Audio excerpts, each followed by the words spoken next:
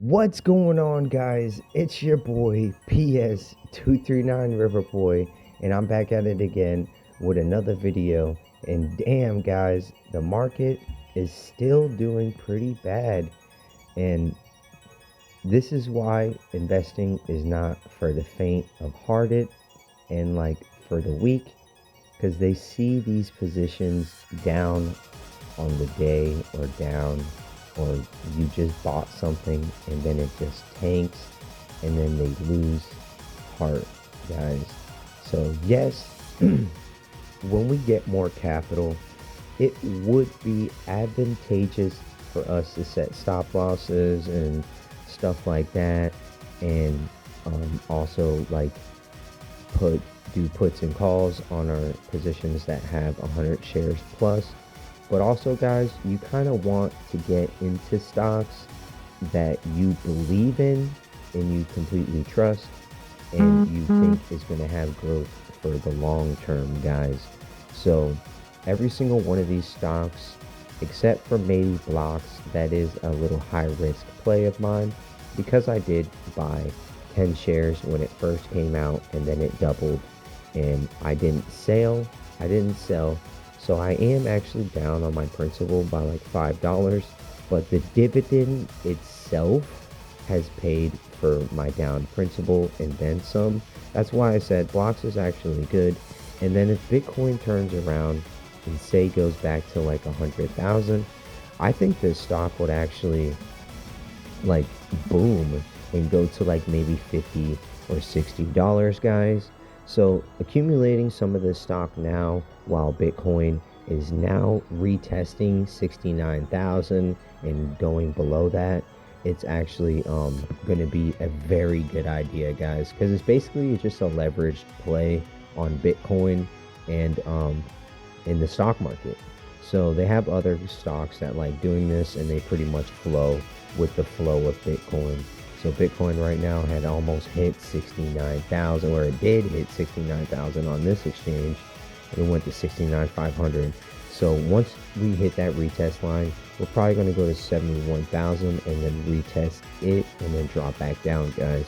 So Bitcoin just likes to move in historical waves. Depending on how the market moves and what other news we get in the next coming days will determine if we push back down to 65 or even 60,000, guys, which is pretty crazy to say that about Bitcoin, because a lot of my main bag that I have in my cold wallet, I bought when when I sold this account. A lot of my main bag I bought around here, guys.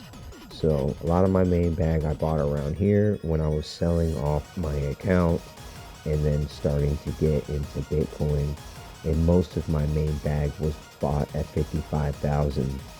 I maybe have gotten 5 or 6K at 30, but no more. Like, yeah, this is around when I started taking Bitcoin serious, because I bought a little bit back over here. What was it? 2021. I bought a little bit back over here.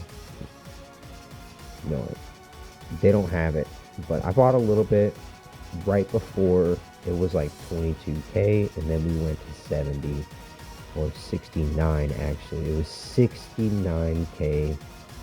It's not showing it on this exchange, but we went to 69K and I sold it. I bought like $500 at 20,000 or 27,000, something like that, and then I sold it at 69. And then we were able to dip enough for me to, well, I spent most of that money on Bleach Brave Souls, but we were able to dip enough for me to accumulate more cash and buy some more back at like 30,000, because my homeboy was like, yo, 15, this is the last time we're ever going to see it ever again, buy some. And I didn't listen to him. And then like a few months later, it was at 30, and then I was like, all right, I'll start buying. And then I started picking up, and then my stock portfolio was literally up like 4,000% on the year, and I had a feeling the market would tank, and it did. So I sold out and joined Bitcoin, and I've been actually up a lot on my positions, and that's why I've been preaching it for a very long time.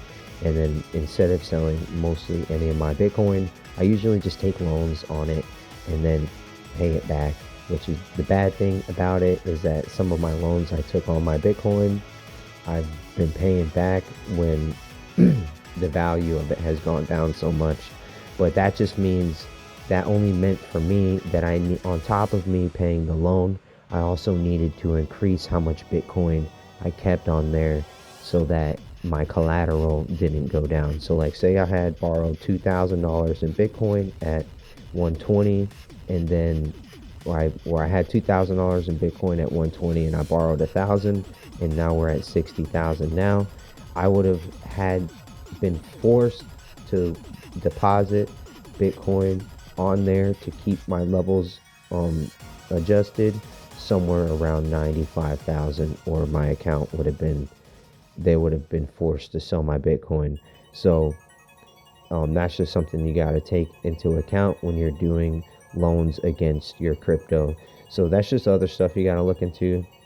But yes, at that time, if you take a bet like how I did, I took a bet on one of these dips and I borrowed like a couple $100 on my crypto, and then instead of us going back up, we went down.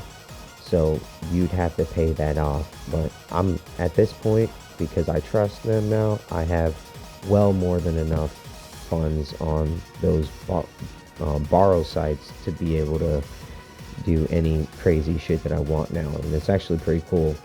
And my homeboys was telling me that I'm all over the place because I'm doing crypto, I'm doing mining, I'm doing like crypto gaming stuff, I'm doing other financial gaming stuff like Atlas Earth. I'm doing stocks live, which I've always done stocks in the background because I have a retirement account, but a traditional brokerage account is something you have to be more active on, and I wanted to post it on my channel so that you guys can see my progression as well. So pretty much, guys, what I'm going to do right now is just wait till next Friday for my order execution to go through, or if I want to, I could just put in an option to buy my shares back, or buy my position back pretty much for $1, guys. I got paid $3 for it, but if I want to, I could buy it back for $1, which is the other one is the green side. So if I want to, I could buy back my or buy myself out of my options order and then resell it. So like I'd have to buy the call to resell the call, but I sold the call for $3, but I'm buying the call for $1, so then I keep $2, and then I can resell the call for $3 again, so then we basically made $5 because this call is out for next week and it has the most money in it, and it already looks like someone else wants to sell another one of those calls, guys. So like this might actually be a good idea, but it just depends on if you guys want to try to see if you can get one. I'm usually not focused on my stock account too much unless I hear or get a notification that one of my stocks hits my buy price levels that I set on it, and then I load cash on and go. So one of my main convictions and predictions that I want to do on this account, because I rode that wave before and this is just a new wave ready to be ridden, and I think STRC is probably going to do a crazy ridiculous run. And let's look at the market cap right now.